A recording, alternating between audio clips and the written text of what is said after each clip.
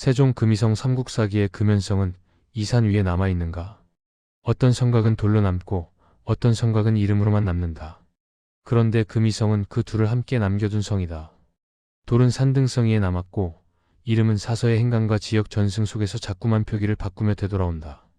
그래서 금이성을 답사하는 일은 산성 하나를 보는 일이 아니라 한 공간이 수백 년 동안 어떻게 다른 권력의 언어로 다시 불렸는가를 추적하는 일이 된다.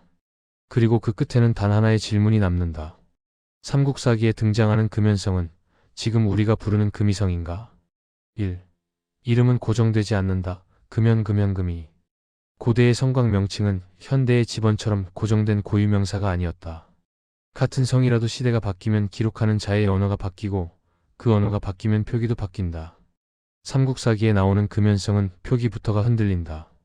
어떤 대목에서는 금연성, 또 다른 맥락에서는 금연성이 등장한다. 현은 고개 경계 지형을 뜻하는 반복 전미어다. 즉 핵심은 현이며 그 앞에 금은 기록층의 차이 혹은 미화운차의 결과일 수 있다. 이 흐름이 금이성으로 이어질 때 표기의 핵심은 금지형 전미어라는 구조가 유지된다. 이는 고대 지명에서 음차 보조자로 흔히 쓰였고 기능적으로는 현처럼 공간을 특정해주는 전미어 역할을 한다. 이름은 변주되었지만 골격은 남아있다. 결론적으로 금이성은 금연성과 완전히 다른 성이라기보다 같은 공간이 금이로 읽히는 방식을 달리하며 지속된 결과일 가능성이 커진다. 2. 공간은 더 단단하다. 입지와 조망의 지속성.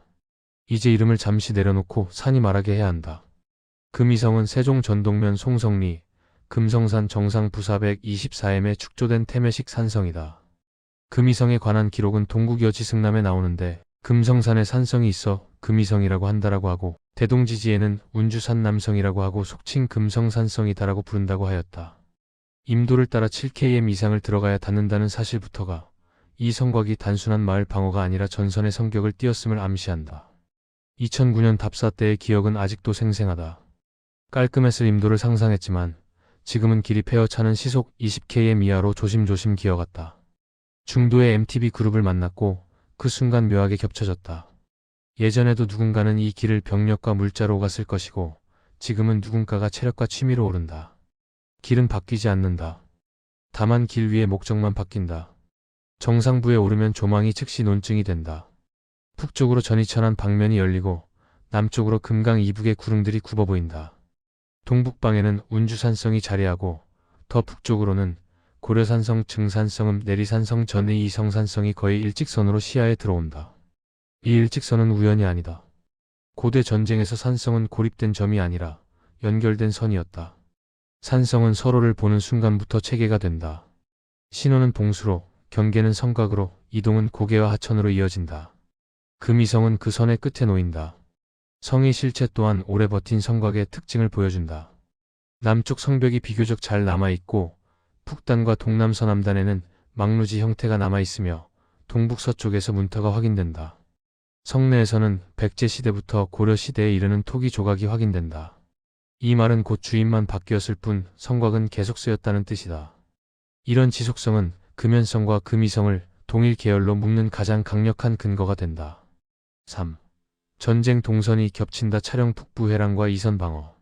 금이성을 금연성과 연결하는 또 하나의 열쇠는 전쟁이 다니는 길이다. 이 지역은 차령산맥 북부를 따라 아산 연기 전의 진천으로 이어지는 회랑과 맞물려 있다. 온조왕대 마한 병합의 동선이든 진흥왕대 신라 북진의 동선이든 핵심은 같다. 고개와 물길이 열어주는 통로를 누가 쥐느냐가 전선의 모양을 바꾼다. 여기서 삼국사기 잡지질이 조식사고가 유효해진다. 남부여 동부 전선의 북부에는 대모각 군천암 목천읍, 서원 청주, 일모산 군청주 문이면 미국현 보은 회인면 같은 공간이 포진한다. 이 사이의 빈틈을 따라 미호천 지류 방향으로 적이 파고들 수 있다. 특히 말레지맥을 넘어 병천 일대에서 준동하는 세력이 생기면 금강 이북의 핵심 지역은 전선에 노출된다. 그러면 방어선은 길어지고 방어는 급격히 불리해진다. 그 위험을 상정한 결과가 이선 방어성의 배열이다. 전이조천 일대의 운주산성, 이성, 금이성 같은 산성들이 남북으로 늘어서며 1차 방어선이 무너질 경우를 대비하는 예비 방어망을 만든다. 흥미로운 점은 이런 성들이 삼국학 축기에는 최전선이라기보다 예비선으로 남아있다가 남부여 부흥 전쟁 같은 특수 국면에서 오히려 요긴하게 쓰였을 개연성이 있다는 것이다. 즉 금이성은 전쟁의 한복판에서만 중요했던 성이 아니라 전쟁의 구조가 바뀔 때마다 역할이 살아나는 성이었다. 4. 금연성인가, 금이성인가 동일성에 대한 가장 현실적인 결론. 삼국사기의 금연성은 두 층위로 보인다. 하나는 진흥왕 11년 550에 도살성과 함께 점령 증축되고 갑사가 주둔한 변경 거점이다. 다른 하나는 온조왕 대마한 병합 과정에서 끝까지 항복하지 않은 성으로 등장하는 서부 내륙 회랑의 거점이다. 표기 또한 금연과 금연으로 갈린다. 이 복잡성 때문에 금연성을 단 하나의 지점에 확정하기는 어렵다. 하지만 역사기행은 확정보다 개연성의 그물을 촘촘히 짜는 작업이다. 금이성은 지명 구조가 금연과 같은 계열로 이어지고 입지전의 공주로 통하는 길목과 현 계열의 성곽에 어울리며 성곽의 축조 양식이 백제 계열을 기반으로 하면서 통일신라 초기 요소가 겹치고 주변 산성들과의 시야 연결이 국경 방어선 또는 이선 방어망의 성격과 부합한다. 이 네 가지가 동시에 성립한다면 금이성을 삼국사기의 금연성과 무관한 별개의 성으로 떼어놓기는 오히려 더 어렵다. 가장 설득력 있는 결론은 이렇다. 금이성은 금연성의 그림자가 아니라 금연성이 시대를 건너며 남긴 이름의 한 변주다. 5.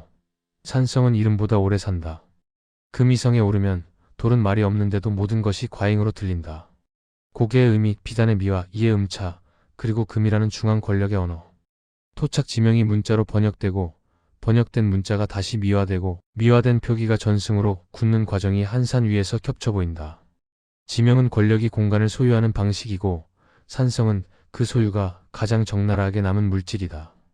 고대의 지명은 땅에 붙은 이름이기 이전에 그 땅을 어떻게 이해하고 통치했는가를 드러내는 언어였다. 마한에서 백제, 다시 신라로 이어지는 중부 내륙의 성곽지대에서 확인되는 구지에서 금으로의 전환은 단순한 명칭 교체가 아니라 지방의 기억이 국가의 문자 체계 속으로 편입되는 과정을 압축적으로 보여준다. 백제 구지지사년은 신라의 금구연인데 구지에서 금으로 전환된 사례다. 또 가락국기의 육가의 상징인 금압의 황금알 6개가 내려온 곳이 김해의 구지봉이다. 한자는 다르나 역시 구지가 금으로 치환된 사례다. 마찬가지로 금이성이 있는 전이는 백제 구지연인데 신라에서는 금지연으로 변경된다. 이 역시 구지에서 금으로 전환된 것으로 추정된다. 돌은 무너져도 성곽의 자리는 남고 이름은 바뀌어도 길은 남는다. 금이성은 그 사실을 보여준다. 금연성인가? 라는 질문은 결국 같은 공간이 얼마나 오래 유지되었는가? 라는 질문으로 바뀐다. 그리고 금이성은 그 질문에 이렇게 답하는 듯하다. 지명은 변했지만 이곳이 유충지였다는 사실만큼은 한 번도 변한 적이 없다고. 소재지 세종특별자치시 전동면 송성리 산 86. 탑사일 2009년 3월 29일 2022년 7월 30.